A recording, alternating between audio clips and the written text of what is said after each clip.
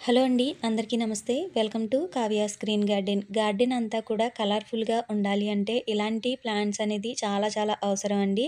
ఇలా ఆల్మండా ప్లాంట్స్‌ని పెంచితే చాలా చాలా ఫ్లవర్స్ వస్తాయి. అలాగే గార్డెన్ కూడా చాలా కలర్‌ఫుల్‌గా అయితే ఉంటుందండి. మీకు ప్రీవియస్ వీడియోలో చూపించానండి. యెల్లో కలర్ ఆల్మండా ఫ్లవర్స్ అనమాట.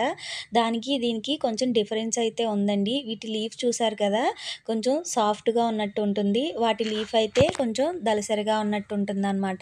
ఇది కూడా మొక్క జాతికి సంబంధించిన మొక్కేనండి. ఇందులో చాలా వెరైటీస్ అయితే ఉన్నాయన్నమాట. పాదులు కూడా ఉంటాయండి. మనకి పాదులాగా పాకుతూ ఉంటాయి కదా! ఆ మొక్కలు కూడా ఉంటాయండి.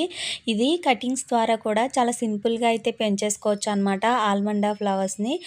ఫ్లవర్స్ కూడా కొంచెం పెద్ద సైజు ఫ్లవర్స్ అయితే వస్తాయండి. అలాగే వీటి కేరింగ్ గురించి అయితే చెప్తానండి. మీరు పాట్స్‌లో పెంచుకున్నట్లయితే గనక కొంచెం పెద్ద సైజు పాట్‌లో అయితే పెంచుకోండి.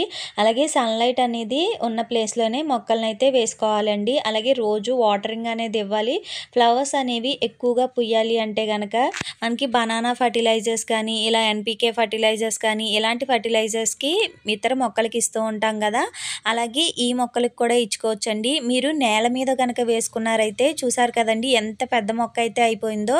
పాట్ సైజ్ ఎంచుకునేటప్పుడు కూడా కొంచెం పెద్ద సైజు పాట్ అయితేనే బెటర్ అని చెప్తానండి. ఎందుకంటే పెద్ద మొక్కగా అయిపోతుంది కాబట్టి కొంచెం పెద్ద పాట్ అయితే ఎంచుకోండి. పాట్‌లో వేసుకున్నప్పుడు డ్రైనేజ్ హోల్స్ అనేవి ఎప్పుడూ కూడా ప్రాపర్‌గా ఉండేటట్లు చూసుకోండి.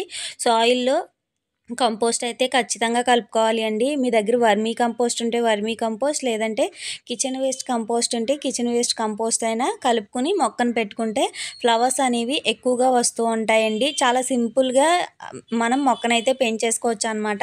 ఈ వీడియో గనుక నచ్చితే లైక్ చేయండి. అలాగే మన ఛానల్‌ని సబ్స్క్రైబ్ చేసుకోండి.